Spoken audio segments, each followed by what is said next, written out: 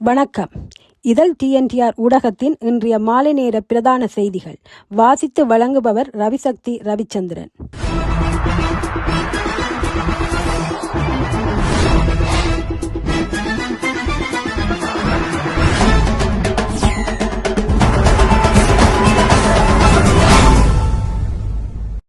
இன்று அடையாளம் காணப்பட்ட 2 மனித எண்புக்கூட்டு தொகுதியுடன் இதுவரையிலான காலப்பகுதியில் செம்மணி மனித புதைகுழியில் 246 மனித எண்புக்கூட்டு தொகுதிகள் அடையாளம் காணப்பட்டுள்ள நிலையில் அவற்றில் 243 மனித எண்புக்கூட்டு தொகுதி முழுமையாக அகழ்ந்து எடுக்கப்பட்டுள்ளமை குறிப்பிடத்தக்கது. அதேவேளை புதைகுழிக்குள் காணப்பட்ட சந்தேகத்திற்கு இடமான கருப்பு நிற மண் அரித்து எடுக்கப்பட்ட நிலையில் தற்போது அவை உலர விடப்பட்டுள்ளன. அவற்றில் இருந்து மாதிரிகள் பரிசோதனைக்காக அனுப்பி வைக்க நடவடிக்கை எடுக்கப்பட்டுள்ளது. அத்துடன் புதைகுழிக்குள் மரத்திலான பெட்டி போன்ற உருவம் அடையாளம் காணப்பட்டுள்ளன. அதனை சுத்தம் செய்யும் பணிகள் முன்னெடுக்கப்பட்டுள்ளன. அவற்றின் பணிகள் முடிவடைந்த பின்னரே அது தொடர்பில் உறுதியாக கூற முடியும் எனவும் நாளைய தினம் 3ஆம் திகதி ஞாயிற்றுக்கிழமை என்பதால் அகழ்வு பணிகள் நடைபெறாது எனவும் மீண்டும் 7ஆம் நாளாகிய அகழ்வு பணிகள் நாளை மறுதினம் 4ஆம் திகதி மேற்கொள்ளப்படும் என சட்டத்தரணி VS நிரஞ்சன் தெரிவித்துள்ளார்.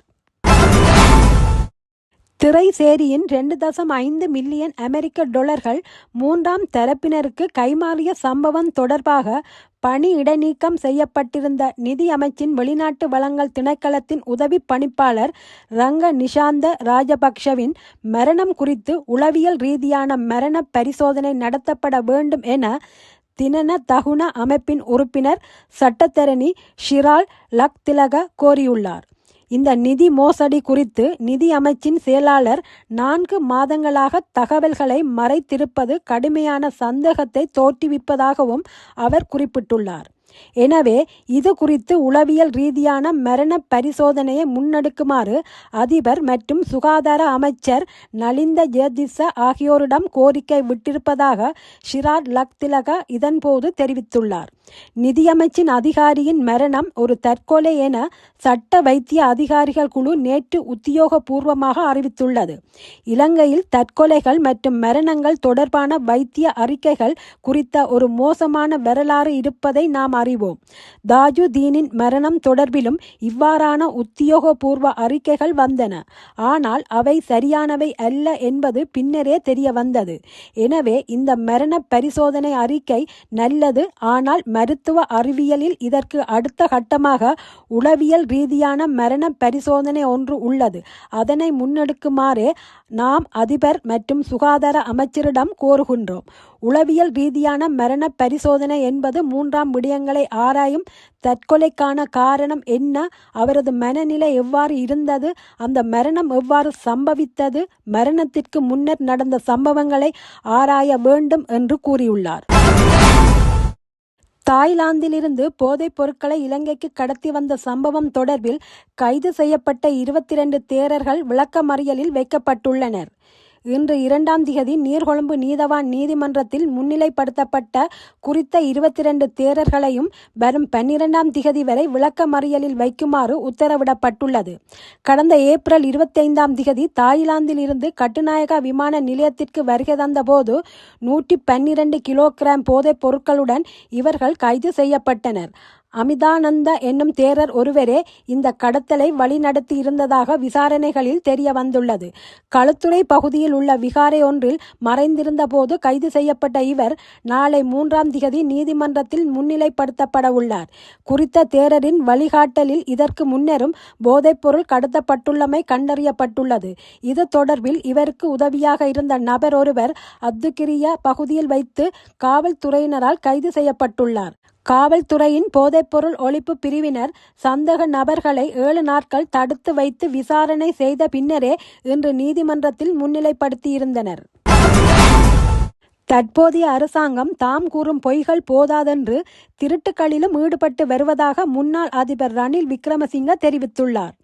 ஐக்கிய மக்கள் சக்தியினால் நேற்று 1ஆம் திகதி மாளிகாவத்தை PD சிறிசேன விளையாட்டரங்கில் நடத்திய மே தின கூட்டத்திற்கு முன்னாள் அதிபர் ரணில் விக்ரமசிங்க வாழ்த்துச் செய்தியிலேயே இந்த விடயம் குறிப்பிட்டுள்ளது. நிலக்கரி மோசடி மற்றும் மத்திய சிறைச்சேரியிலிருந்து 2.5 மில்லியன் அமெரிக்க டாலர்கள் திருடப்பட்டமை ஆகியவை அண்மைய காலத்தில் பாரிய ஊழல்களாகும். மக்களுக்கு வழங்கிய வாக்குறுதிகள் எதனையும் அரசாங்கம் நிறைவேற்றவில்லை. வாழ்க்கை செலவு விண்ணை தொட்டுள்ள நிலையில் ஆளும் தரப்பினர் சொகுசு வாழ்க்கை வாழ்கின்றனர். பாராளுமன்ற ஜனநாயகத்திற்கு பாதிப்பு ஏற்பட்டுள்ளது. எதிர்க்கட்சியினர் குரல் எழுப்ப இடமளிக்கப்படாமல் அச்சுறுத்தல்கள் மூலம் ஆட்சி நடத்தப்படுகின்றது. தோல்வி பயத்தினால் மாகாண சபை தேர்தல்கள் நடத்தப்படுவதில்லை. ஐக்கிய மக்கள் சக்தியின் இம்முறை மே தினத்திற்காக தெரிவு செய்துள்ள உருட்டு பிரட்டு திருட்டு என்ற வாசகம் தற்போதைய சூழலுக்கு மிகவும் பொருத்தமானது. இந்த வாசகத்தை உள்ளூராட்சி சபைகள் ஊடாக அடிமட்ட மக்கள் வரை கொண்டு செல்ல வேண்டும்.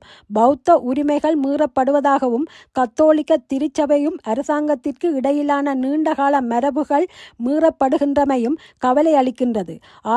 1977ஆம் ஆண்டு முதல் J.R. ஜெயவர்தன மற்றும் ரணசிங்க பிரேமதாசா ஆகியோரால் முன்னெடுக்கப்பட்ட அபிவிருத்தி திட்டங்கள் அனைத்தும் தற்போது முடங்கியுள்ளன.